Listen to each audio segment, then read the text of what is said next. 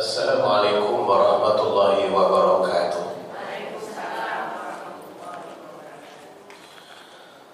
Alhamdulillah binikmatihi tatimmus shalihat. Segala puji bagi Allah yang telah memberi nikmat. Mudah-mudahan dengan nikmat itu kita menjadi orang yang saleh. Sungguh tidak ada bekal yang akan kita bawa mati kecuali dari kesalehan.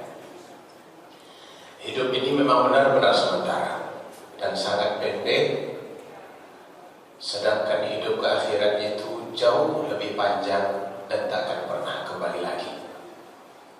Maka kebahagiaan yang sesungguhnya bukan kebahagiaan di kehidupan yang pendek, tapi di kebahagiaan kehidupan yang lebih panjang. Dan aspek yang paling membuat manusia bahagia dalam kehidupan yang lebih panjang itu adalah amal saleh. Mudah-mudahan sore ini kita menjadi orang-orang yang beramal saleh. Amin ya rabbal alamin. Salawat serta salam kepada Rasulullah. Allahumma salli ala Muhammad wa ala alihi wa sahbihi ajma'in. Ibu-ibu yang dimuliakan Allah Subhanahu wa taala, kajian kita tentang hati. Namun kita akan mulai pembahasan kita dengan surah As-Saffat ayat 143 dan 100 sampai 145. Saya akan tulis ayat ini dan silakan bagi yang mau menulis boleh.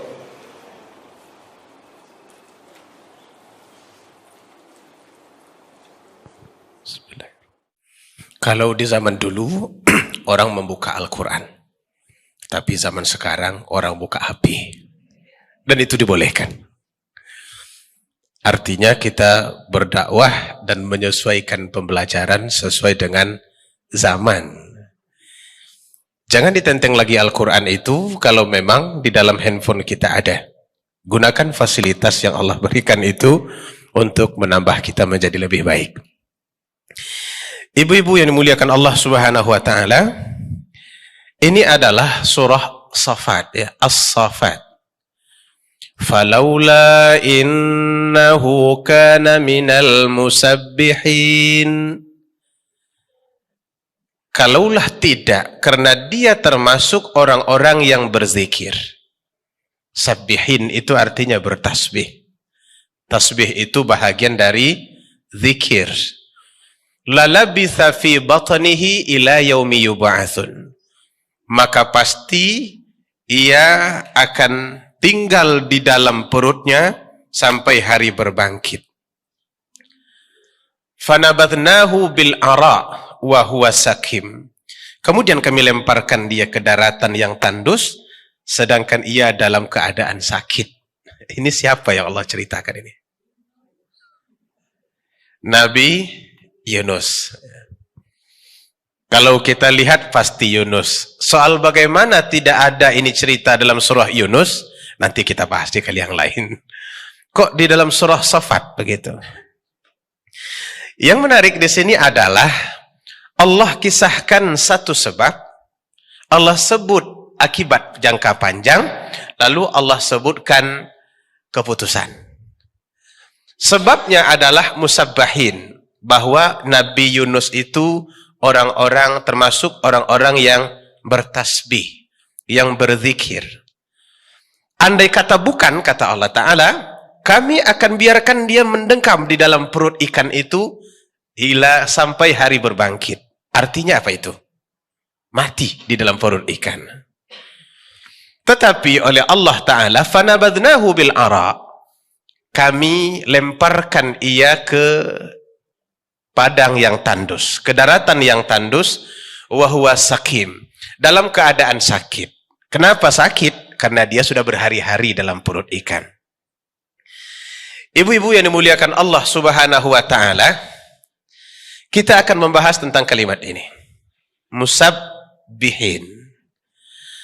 Bahwa Nabi Yunus itu adalah orang-orang, termasuk orang-orang yang selalu berzikir. Kita tahu bahwa beliau punya beban berat. Mengajak orang kepada yang benar itu tidak selalu ringan. Karena yang diajak itu bermacam-macam. Ketika dia menolak dengan gaya biasa, mungkin kita tidak ada masalah. Tapi kalau dia sudah mulai menolak dengan gaya memberontak, itu kita pusing. Bayangkan Nabi Yunus, Nabi Nuh, diajak orang lain yang memberontak istrinya. Gimana cara menyelesaikannya? Anaknya juga memberontak. Nabi Lut juga istrinya termasuk yang menolak. Nabi Ibrahim, ayahnya yang menolak. Nah, Nabi Yunus juga begitu. Tapi para nabi ini walaupun nabi peringkatnya macam-macam. Makanya di dalam Al-Quran Allah sebutkan bahwa nabi itu ada tingkatan-tingkatannya. Nabi Musa itu orangnya terkenal ingin cepat-cepat. Maka ketika dia berjalan dengan Nabi Khidir, bukan tukang foto kita itu ya. Itu Khidir juga namanya, tapi bukan Nabi itu. Itu Khidir foto itu. Diuji oleh Allah Ta'ala dengan Nabi Khidir. Ketika dia berjalan, ini dua-duanya Nabi. Tapi jiwanya berbeda. Nabi Musa yang frontal ingin cepat terlihat keputusannya. Beliau selalu bertanya dengan gaya tidak sabar. Ketika Nabi Khidir membunuh orang, dibunuhnya anak-anak, dia tidak bisa sabar. Kenapa engkau bunuh? Itu perbuatan dosa. Tapi Nabi Khidir sebut, kalau engkau tak sabar, berhenti mengikutiku. Begitu juga ketika kasus yang lain. Nabi Yunus pun memiliki masalah yang sama. Dia tidak begitu diterima oleh kaumnya, terutama di bahagian dakwahnya.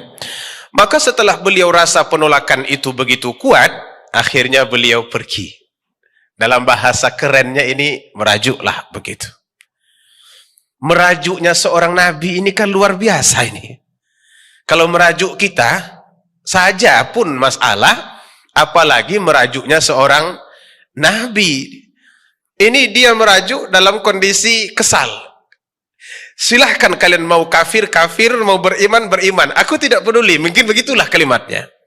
Akhirnya Allah tegur beliau, jangan merajuk. Merajuk itu akan membuat kita meninggalkan banyak kebaikan. Sebab itu ibu-ibu jangan mudah betul merajuk. Banyak kebaikan yang akan kita tinggalkan. Tahan-tahan saja apa yang terasa. Hidup ini takkan selalu seperti yang kita duga. Teguran Allah ini modelnya tidak langsung, tapi dibuatnya lah dia sadar seperti ini. Bahwa setelah dia melalui lautan dan kemudian dia dilemparkan ke dalam laut, ia pun ditelan oleh ikan. Ulama-ulama tafsir menyebut nama ikan itu Nun. Kalau ibu-ibu nampak tulisan surah Nun, itu katanya nama ikan yang menelan Nabi Yunus. Tapi jangan dicari di pasar. Di pasar tidak jumpa itu ikan nun itu. Ada ikan nun apa tidak? Pasti tidak ada jawabannya. Karena mereka juga tidak tahu apa itu ikan nun itu. Cuman, dalam tafsirnya hud. Hud itu artinya ikan paus. Ikan paus ini kan memang ukurannya, size-nya itu besar. Nah, kata Allah, setelah dia ditelan oleh ikan paus, maka secara teorinya tidak ada yang bisa hidup di dalam perut ikan. Apa yang membuat manusia bisa bertahan dalam perut ikan? Tidak ada. Tapi Allah berikan kepadanya kelebihan mampu bertahan disebabkan tasbih yang dia ucapkan. Zikirnya kepada Allah. Karena zikirnya itulah kata Allah kami selamatkan ia walaupun dalam kondisi sangat lemah karena sudah tidak makan beberapa hari. Nah, ibu-ibu, ini adalah satu kisah yang menunjukkan betapa zikir itu memiliki kelebihan yang sangat besar. Tapi kita coba dulu, apa itu zikir? Zikir ini kalau kita bahasakan memang mempunyai tiga arti. Kadang-kadang zikir ini bisa diartikan dengan sebut. Maka orang kalau disuruh sebutkan dalam bahasa Arab itu uzkur. Sebutkan. Dan Nabi pernah berdoa kepada Allah agar diberikan kepadanya sebutan-sebutan yang bernilai zikir. Allahumma inni as'aluka lisanan dzakira. Ini doa Nabi ini. Dia minta supaya lidahnya selalu berzikir. Allahumma inni as'aluka lisanan dzakira.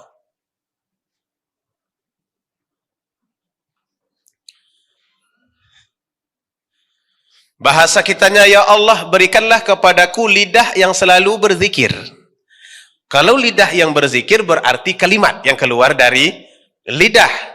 Ini doa Nabi, Bapak Ibu ya, Ibu-ibu ya. Sebutan-sebutan dengan lidah, ini dimensi syukur pada zikir yang pertama. Yang membuat kita kagum itu Nabi minta supaya Allah berikan kepadanya lidah yang selalu berzikir. Apakah Nabi itu kurang zikirnya? Padahal kita dengar untuk istighfarnya saja 100 kali dalam satu hari. Inni astaghfirullah, aku mohon ampun atau beristighfar kepada Allah 100 kali dalam satu hari. Kita rata-rata berapa? Coba kita hitung. 3 kali setelah sholat subuh. Astaghfirullahaladzim alladzi la ilaha illa huwal hayyul qayyum wa atubu ilaih. 3 kali? Ya, kalau ada imam baca lebih daripada 3 kali kita protes. Jangan banyak kali istighfarnya tuh, terlalu banyak. 3 kali sebelum setelah zuhur. 3 kali setelah asar. Berarti setiap kali sholat ada 3 kali. 3 kali 5? 15. Cukupkah itu? Kalau Nabi 100 kali zikirnya atau 100 kali istighfarnya, masih dia minta lidah yang berzikir. Mestinya kita lebih banyak meminta kepada Allah supaya diberikan lidah yang berzikir. Yang kedua penyebabnya, sulit mempertahankan lidah yang selalu ingin berzikir kepada Allah itu. Kalau lagi pegang tasbih mudah. Tapi kalau tidak pegang tasbih, di situ yang sulit. Apalagi kalau sudah berjalan-jalan namanya. Setuju tidak itu? Berjalan-jalan, naik mobil bersama, itu bisa berubah. Orang yang umur 61 menjadi 16. Ceritanya cerita yang dulu, tertawanya juga tertawa yang dulu. Perjalanan panjang, apa yang mau dibuat ini? Mau baca Al-Quran tak mungkin. Akhirnya ceritanya supaya lebih lama tahannya, buatlah cerita-cerita dulu dan lagu-lagu dulu. Akhirnya berubah dari 61 ke 16. Di mana Allah letaknya waktu itu? Lupa. Karena sedang senang. Baru manusia itu mudah berzikir kalau susah. Kalau sedang menderita, ada musibah, masalah begitu banyak, baru ingat kepada Allah itu. Nah, di situ nanti baru meleleh air mata. Apakah itu terpuji? Tetap terpuji. Tapi akan lebih terpuji kalau kita ingat kepada Allah saat senang maupun susah. Yang kedua, dimensinya adalah ingat secara fikiran. 2, ingat atau secara fikiran ini. Fikir. Hingga kata Allah Ta'ala, fadhkuruni adzkurkum.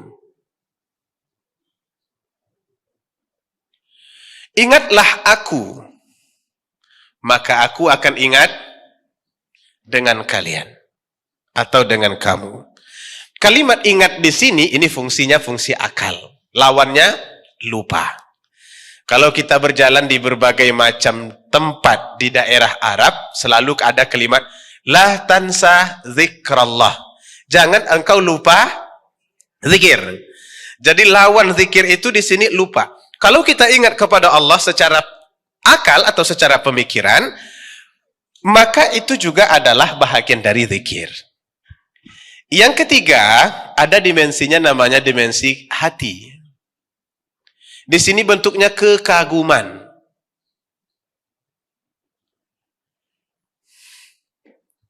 Kekaguman hati terhadap kebesaran Allah yang membawa kita ingat kepada Allah Ta'ala.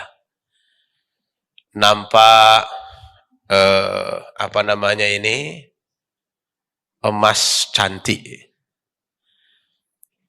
subhanallah. Saya pikir nggak subhanallah kalimatnya sesuai dengan budget apa tidak, mungkin itu yang diingat mungkin. Tapi kalau subhanallah itu sudah mulai jarang itu. Apa yang paling menarik ketika kita lihat mengingatkan kita kepada Allah Ta'ala? Banyak sebetulnya. Maka alam yang ada ini Allah jadikan sebetulnya sebagai pengingat. Afala yanzuruna ilal ibili kaifa khuliqat wa ilas sama kaifa rufi'at wa ilal jibal kaifa nusibat wa ilal ardi kaifa sutihat. Itu semuanya adalah gaya bahasa Allah untuk membawa kita mengaguminya. Jadi seolah-olah Allah ingin menyuruh kita coba pandang, jangan hanya sekadar dinikmati. Maka karena itu, kalau ibu-ibu pergi ke Mekah lalu singgah di peternakan unta, jangan hanya susu untanya saja diminum lalu dimasukkan ke foto dan masuk Facebook. Sedang minum susu onta original. Pegang. Allah tidak menyuruh kita hanya tatap susunya itu saja. Tapi coba pikirkan. Ini hewan unik. Bayangkan saja. Tidak ada di dalam klasifikasi hewan itu pemakan kertas dan pemakan plastik. Yang berkaki 4. Kecoa ada. Tapi hewan berkaki 4 tidak ada yang makan plastik dan tidak ada yang makan kertas. Unta yang dimakannya plastik dan kertas. Ada tumbuh-tumbuh apa namanya, rumput di Saudi itu. Nggak ada, batu semuanya. Kalaupun ada tanaman-tanaman kaktus itu, kaktus kan namanya yang kecil-kecil. Tapi itu bukan makanan. Yang dimakannya rumput. Ternyata di situ justru makanannya adalah kertas dan plastik. Anehnya masih tetap ia bisa menghasilkan daging yang banyak, susu yang segar-segar. Yang sedang diminum itu, mestinya itu yang dibayangkan. Hingga membuat kita ingat kepada Allah ketika melakukan hal itu. Maka oleh sebab itu, ketiga-tiganya ini sebetulnya satu paket. Apabila kita ingat kepada Allah, biasanya bisa kita sebut. Tapi kalau kita tak ingat lagi, maka akan jarang kita sebut. Ada satu kisah, tapi ini kisah cinta. Boleh cerita tentang cinta? Namanya Qais dan Laila. Ini korban lagu dangdut ini sebenarnya ini. Qais dan Laila itu dua insan yang saling mencintai. Walaupun dalam ekonomi berbeda. Qais sederhana, Laila anak bangsawan. Apa yang membuatnya menarik? Padahal orang juga saling mencintai. Rasa cintanya itu bukan main. Laila begitu, Qais juga begitu. Hingga tidak ada waktu kecuali dia selalu disebut Laila. Maka saat dia dibuang oleh ayahnya, inilah yang selalu diucapkannya. Yang dia ingat, Laila, Laila, Laila. Sampai-sampai dia gila dan hanya Laila yang ada di lidahnya. Nah, untuk Allah, kalau mampu kita seperti itu, bagus. Sebab ada kata Nabi, sebutlah Allah itu seolah-olah, walaupun orang anggap kalian gila. Maka karena itu ada orang berzikir itu seperti gila. La ilaha illallah, la ilaha illallah. Dia bergerak terus menuju pintu. Rupanya dia mau ngambil sendal. La ilaha illallah. Jadi waktu saya dulu mengaji, itu tempat mengaji itu seperti rumah panggung. Dan tangganya ada beberapa ke atas. Ada pintu sebelah depan. Imamnya setelah sholat berzikir. La ilaha illallah. Tapi dia bergerak ke arah pintu itu. Kami yang sudah di belakang. Jatuh. Ternyata betul jatuh dia ke bawah. Sampai di bawah masih zikir juga dia. La ilaha illallah. La ilaha illallah. Ini sadar apa tidak? Setelah berhenti. La ilaha illallah. Mungkin buka matanya. Mungkin. Tengoknya subhanallah di bawah rumah itu. Orang berzikir seperti gila. Nah, kolaborasi ini tidak bisa dipisahkan. Bila orang ingat, pasti disebut. Bila orang disebut biasanya karena ingat. Dan kalau sudah ada sebutan dan ingatan, akan lahirlah kekaguman. Ketiga-tiganya ini, kata Allah Ta'ala, adalah obat yang paling ampuh untuk menenangkan jiwa. Ala bidzikrillahi tatma'innul qulub. Inilah yang paling menenangkan jiwa. Ala bidzikrillahi tatma'innul qulub.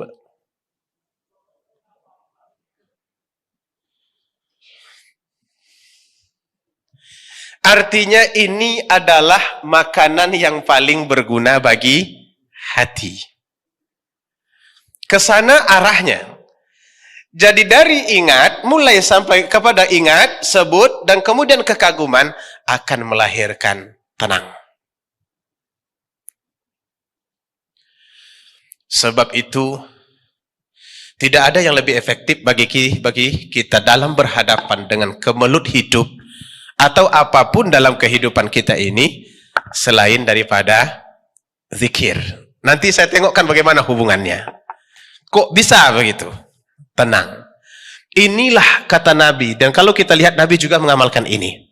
Ketika beliau resah, Nabi itu kan berat bebannya. Selain dari Nabi, seperti Nabi Yunus tadi, dia juga punya keluarga besar. Istrinya 9. Punya istri 1 saja kalang kabut, apalagi 9 ya. Itu lebih kalang kabut lagi. Bahkan beliau pernah didemo secara dalam bahasa keren sekarang ya. Istri-istrinya berkumpul minta tambahan nafkah. Nabi diam saja. Kata Sofia, kata Hafsah, kayaknya nggak cukup ini hidup kita ini. Minta kita kepada Nabi supaya jatah kita ini dilebihkan. Karena bagiannya banyak sekali nih. Pos-posnya. Ada pos ronda, ada pos kotak pos 3256. Seperti kiriman yang lama-lama itu. Maka beliau pun berhadapan dengan kemelut hidup yang banyak. Tapi apa yang beliau lakukan ketika bermasalah? Dia selalu kemari arahnya. Disuruhnya Bilal salat. Kum ya Bilal, berdirilah wahai Bilal, mari kita salat. Salat itu akan menenangkan kita. Salat itu cara untuk mengingat Allah atau bahagian dari zikir. Nah, ibu-ibu yang dirahmati Allah Subhanahu wa taala, korelasinya apa antara zikir dengan ketenangan hati ini? Oke. Apa hubungan antara zikir dengan ketenangan hati? Untuk mengetahui ini kita harus tahu dulu apa yang membuat hati resah. Dalam bahasa anak mudanya, galau. Kalau ini saya tidak dapat jawabannya, silahkan dibantu. Apa yang membuat kita galau? Saya tinggal seorang, Ustadz, bagaimana? Tinggal seorang, anak berapa satu ya? Anak ada 2 tapi tidak satu rumah. Yang saya takutkan kalau nanti saya sakit jatuh bagaimana? Ibu sudah sakit apa belum? Loh, kok pusingnya sekarang? Sakit belum, pusing sekarang. Hah, silakan, Ibu. Apa yang membuat hati resah itu?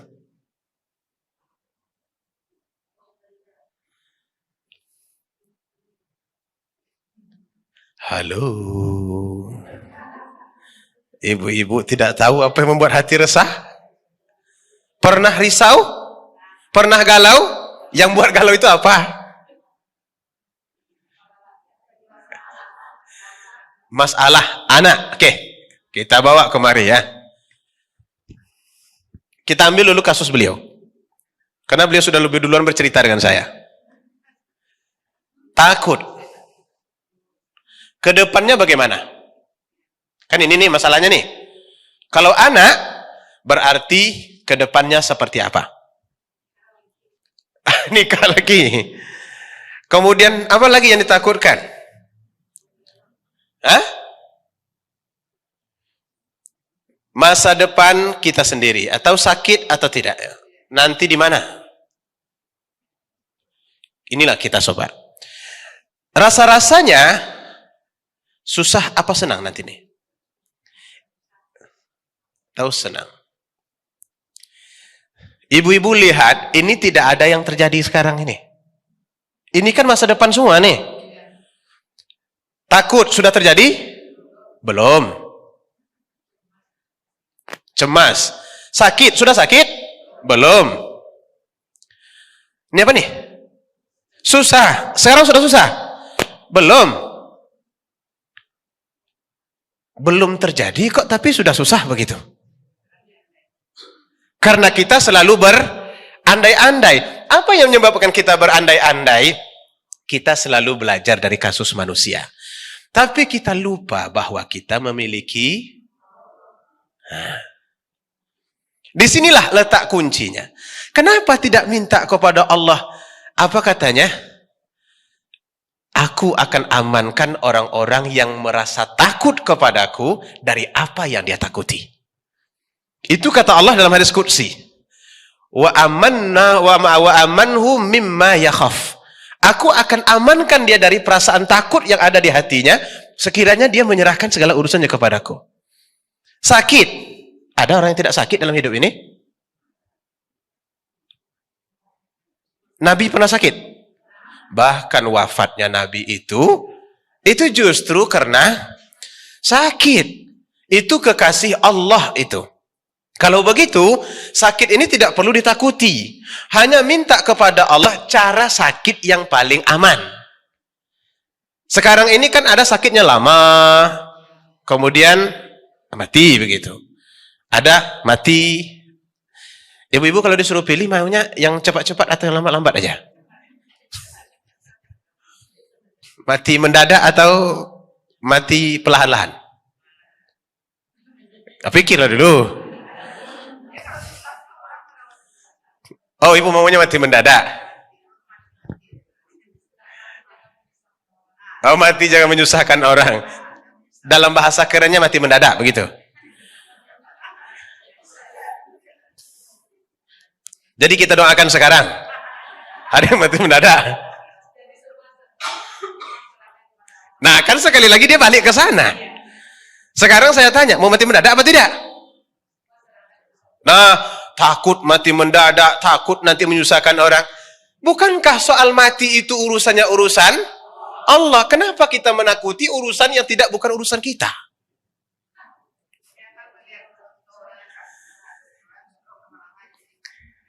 Iya betul. Ada orang begini, ada orang begitu. Apakah tidak ada orang seperti yang kita inginkan? Ada. Ada orang assalamualaikum, langsung mati. Ada Allahu Akbar. Sampai di sini cuman. Enggak ada lagi gerak-geraknya. Mati. Namanya kita yang mana? Ingat, Allah bisa melakukan itu semua. Karena itu kembali kepada Allah. Artinya ketika kegalauan ini tidak dapat kita kembalikan kepada Allah, maka galau ini tidak bisa dihilangkan. Pergi kemanapun lah kita. Pergi ke Bali, menatap pantai Kuta. Tapi takutnya masih ada, nggak akan hilang. Nengok nggak berkedip, kata kawan. Hah, jauh pandangan nih. Ada apa? Rupanya masih tetap galau. Karena pengobat galau ini adalah dari olahan pemikiran dan kemudian bersandar kepada siapakah kita? Allah Ta'ala. Disitulah makanya Allah sebut bahwa zikir kepada Allah itu akan menenangkan. Akan menenangkan. Datanglah Fatimah ke tempat Nabi. Nabi baru pulang dari perang. Jadi dia berdiri di pintu. Ditanya Nabi, apa hal? Dia nggak ngomong. Mungkin dia malu ngomong sama ayahnya. Akhirnya dia pulang lagi. Cuma Nabi nampak di wajahnya bahwa dia sangat membutuhkan bantuan. Besoknya Nabi datang ke rumah mereka. Ditanya Nabi kepada Ali, semalam Fatimah datang, tapi tidak ngomong apa yang dia perlukan. Maka dibilang oleh Ali, Fatimah ini ya Rasulullah bekerja sendiri. Semua serba sendiri. Numbuk sendiri. Alhamdulillah kita nggak pernah numbuk padi kan Bapak Ibu-Ibu ya. Fatimah numbuk padi ya. Sudah ditumbuk padi itu, diayak lagi. Sudah diayak, yang kasarnya pisahkan dari yang halusnya. Setelah itu digiling lagi. Setelah digiling, baru dibuat adonan, bakar, jadi buat lagi. Hingga tangannya itu sangat kasar. Jadi orang kasar tangan itu bukan berarti selalu kasar orangnya. Tidak ya. Kadang-kadang kena rajin bekerja. Lalu kata Ali, dia datang sebetulnya untuk meminta supaya diberikan pembantu. Sebab Nabi baru saja pulang dari perang, tawanan perang banyak. Namun ternyata Nabi tidak mengabulkannya. Justru Nabi berikan satu yang akan lebih berguna daripada sekadar pembantu. Pembantu itu akan membantu seketika dia bisa. Tapi yang diberi Nabi ini akan menjadi spirit yang akan selalu menguatkan walaupun tanpa bantuan. Apa itu? Subhanallah, walhamdulillah, wala ilaha illallah, huwallahu akbar. Kan bingung kan? Apalah hubungannya? Subhanallah, walhamdulillah, wala ilaha illallah, huwallahu akbar. Dia minta pembantu, tapi Nabi beli zikir. Kata Nabi, ini lafaz kalau engkau baca 33 setiap salat, maka ia akan lebih bermanfaat bagimu daripada pembantu yang diberikan. Dari mana datangnya manfaatnya itu? Hah? Ayo kita pikirkan. Ibu-ibu pernah sakit gigi? Pernah. Lalu ketika ditanya, bagaimana? Apa jawabannya? Berdenyut-denyut. Lalu kalau sekiranya ada orang ditanya, bagaimana giginya? Alhamdulillah. Dia sakit juga, tetapi dia malah menyebut Alhamdulillah. Apa perbedaan respon kalimat mulut ini? Alhamdulillah dengan aduh. Ada satunya aduh, satu lagi Alhamdulillah. Ini sudah sama-sama namanya gigi. Sakit gigi. Apa bedanya?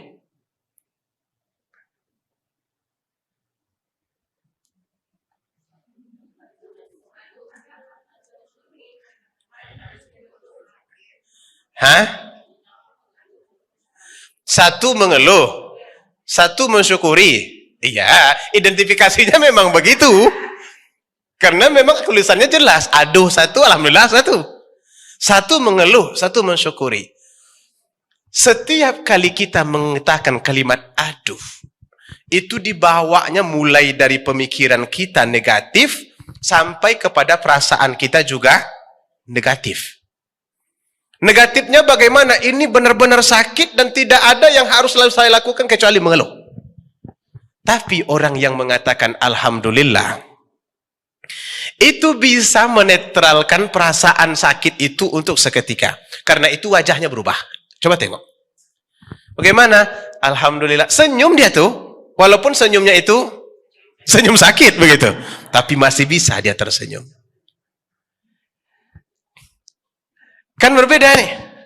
Saya selalu mencontohkan di rumah sakit. Karena saya ini termasuk orang yang selalu memberikan sugesti di rumah sakit. Ketika pasien mau disuntik, ada kalimat, Bu, sakit ya? Kata perawat.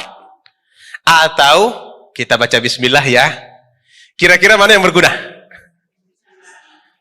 Bismillah. Kenapa ibu bilang begitu? Bukankah sakit itu memang pasti? Namanya juga jarum ditusukkan ke tangan. Kita nggak perlu dikasih tahu sakitnya, sudah pasti sakit. Tetapi yang paling kita butuhkan adalah bagaimana mengurangi rasa sakit itu. Ternyata rasa sakit itu akan berkurang seketika kita siap untuk menerima yang ini. Tapi kalau kita tidak siap, ini berkerut, ini dipegang pula agak kasar oleh perawat, nengok kita ke wajahnya. Kasar bener lah kawan. Mengeluh begitu. Tapi kalau diajaknya, Bismillahirrahmanirrahim. Nah, sekarang rumah sakit syariah begitu. Dibawa membaca bismillah. Bismillah, ayo kita baca bersama. Membawa dia membaca bismillah, mengingatkannya kepada Allah. Setiap rasa sakit yang datang itu artinya kita sudah bisa mengolahnya dengan baik. Inilah arti ala bidzikrillahi tatmainnul qulub. Bukankah dengan mengingat Allah itu hati akan menjadi lebih tenang? Maka karena itu ini obat yang paling ampuh ini. Apapun yang terjadi, bawa kemari. Maka hati kita akan menjadi tenang. Galau, berzikir. Sakit, berzikir. Nah, zikirnya itu nggak harus pegang tasbih ya. Kalau pegang tasbih itu setelah sholat itu. Nggak harus. Saya ajarkan kepada ada ibu-ibu yang besar perutnya. Ini sebentar lagi meledak ini. Itu sudah benar-benar tegang, kalau dicucuk pakai jarum, pak, meletup. Saya datang ke situ, ya, sudah ngembus-ngembus. Tanda bahwa dia akan siap melahirkan. Bolak-balik kiri, enggak juga, bolak-balik ke kanan, enggak juga, ada suaminya di situ. Makanya saya sebut, ayo kita ganti itu dengan yang lebih berguna. Allah. Kenapa tidak diganti dengan kalimat itu? Allah, la ilaha illallah. Itu akan membuat dia merasa sangat dekat dengan Tuhan. Ketika kita merasa sangat dekat dengan Tuhan, kita punya teman. Teman Tuhan inilah yang tidak akan ada tandingannya. Itulah yang akan membuat kita menjadi tenang. Baik ibu-ibu yang dimuliakan Allah Subhanahu wa ta'ala, maka obat yang paling bermanfaat bagi hati itu adalah zikir. Sampai Nabi berkata dalam satu hadis, likulli syai' thiqal. Segala sesuatu itu ada pembersihnya. Dan pembersih hati itu adalah zikir. Silahkan kita buat kalimat apa saja, boleh. Karena Allah sudah menyebutkan dalam Al-Quran, apapun yang kalian ucapkan kepada Allah, kalian punya asma'ul husna. Allah punya asma'ul husna. Silahkan sesuaikan zikir kalian dengan itu. Ketika susah, ya Razak, wahai sang pemberi rezeki. Ketika kita sulit, ya Fattah, wahai sang pembuka. Ini sedang khawatir ini, wabah corona sedang menyebar. Apa doanya? Apa zikirnya? Ya Salam, wahai yang menyelamatkan. Ya Salam, Allahumma antas salam wa minkas salam wa ilaika ya'udus salam fahayyina rabbana bis salam, dan teruskan. Maka ketika kita merasa bahwa ada sang pencipta yang bisa menyelamatkan, disitulah ketenangan itu akan muncul. Ibu-ibu yang dimuliakan Allah Subhanahu wa ta'ala, ketika pasukan Jalut bergerak berperang, mereka diuji dengan perjalanan yang begitu berat. Talut ya. Mereka diuji dengan perjalanan yang begitu berat. Lalu setelah mereka minum, muncul sesuatu yang tidak terbayang. Itu tentaranya jadi malas. Ditambah lagi berita tentang keadaan yang akan mereka hadapi ternyata besar. Apa kata mereka yang semalas-malas ini? La taqata lana al-yawma bi Jalut wa junudi. Kita tidak akan mampu berperang melawan Jalut hari ini. Tapi bagi orang-orang yang sudah merasa dekat dengan Allah, dia sebut wa kam min fi'atin qalilatin ghalabat fi'atan katsiratan biiznillah. Berapa banyak pasukan yang sedikit bisa mengalahkan pasukan yang banyak. Motivasi inilah yang menyebabkan mereka selalu merasa kuat, selalu merasa stabil, tidak ada rasa takut, dan justru yang ada adalah ketenangan. Maka karena itu, banyakkan zikir dalam momen apapun yang kita hadapi di dalam kehidupan kita. Kata Allah Ta'ala, nggak harus duduk loh berzikir tuh. Berjalan boleh, berdiri boleh, bahkan sedang berbaring juga boleh. Karena memang orang-orang yang selalu cerdas, yang selalu berpikir tentang Allah itu, dia di mana-mana pun boleh. Allah bahkan menyebut mereka ini sebagai ulul albab. Alladzina yadhkurunallaha qiyaman wa qu'udan wa ala junubihim wa yatafakkaruna fi khalqis samawati wal ard. Orang yang ingat kepada Allah ketika berdiri, ketika dia duduk, bahkan ketika dia berbaring. Kenapa seperti itu? Ketenangan itu akan ada di dalam setiap momen. Jadi kita boleh mengolah ini sebagai satu konsumsi hati agar hati kita tetap tenang. Apalagi di akhir-akhir usia seperti ini, bukan bermakna kita tidak galau. Bahkan kadang-kadang semakin tua semakin galau. Ini kan belum tua, ini masih muda-muda ini nampak saya. Apalagi kalau ditengok dari jauh itu lebih mudah lagi kelihatan. Dari jauh ya. Nah, ibu-ibu yang dimuliakan Allah Ta'ala, ini pemaparan materi kita. Ada pertanyaan? Silakan. Ya.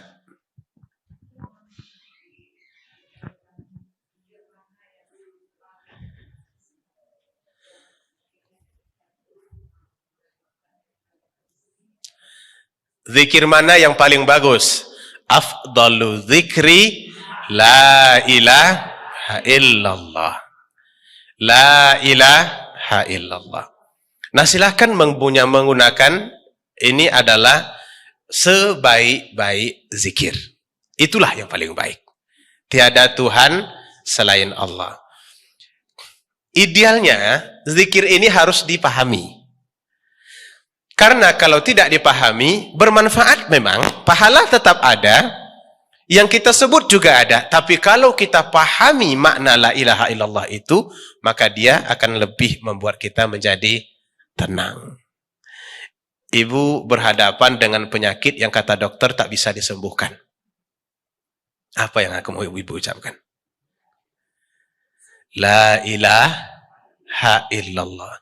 Tidak ada Tuhan kecuali. Apa maksudnya itu? Makanya saya tanya ini supaya bisa nanti memaknainya. Apa maksudnya itu? Tiada Tuhan selain Allah. Maksudnya apa? Nah, dengan pertanyaan begitu kita sudah mulai mencari. Oh, saya harus berserah diri. Tidak ada yang bisa menolong kecuali Allah. Tidak ada yang mematikan kecuali Allah. Tidak ada yang bisa memperpanjang roh kecuali Allah. Iyyaka na'budu wa iyyaka nasta'in. Kalau begitu ponis dokter?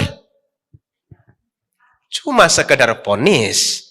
Karena ternyata tidak semuanya juga bisa dibuktikan.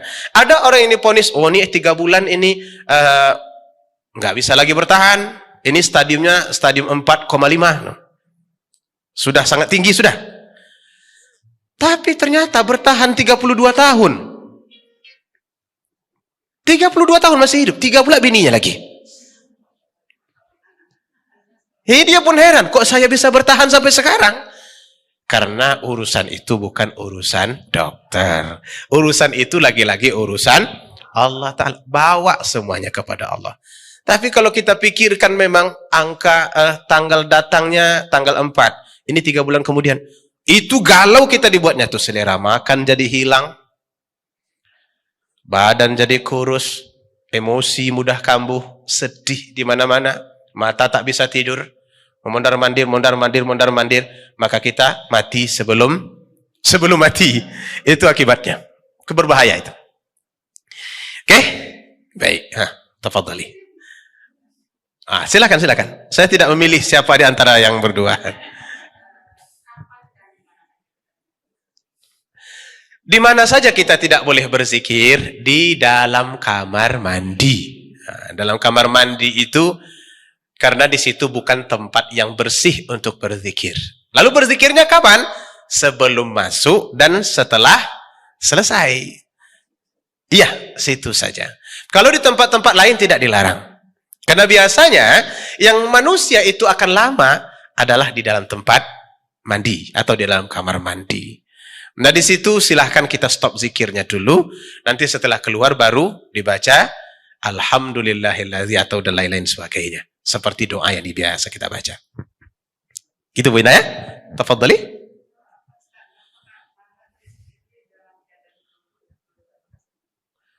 Apakah pahala berzikir dengan beruduk dengan tidak beruduk berbeda? Yang membedakannya adalah pahala wuduknya. Iya. Sebaik-baik berzikir itu adalah dengan berwudu itu. Bilal orang yang senantiasa dirinya bersih dan kemudian dalam kondisi berwudu punya kelebihan sendiri.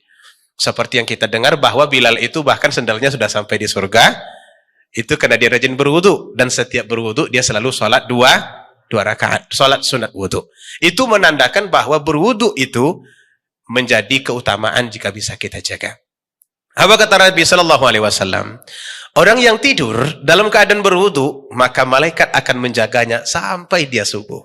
Sekalipun sedang tidur itu kemudian buang angin besar-besar, malaikat tidak akan lari. Berasap-asap, malaikat tidak akan lari. Karena, kalau buang air sudah bangun tuh biasanya. Kalau belum bangun juga, berarti umurnya 5 tahun ke bawah. Dan biasanya belum dikasih pahala lagi kalau soal itu. Wallahu a'lam bishawab. Ada lagi?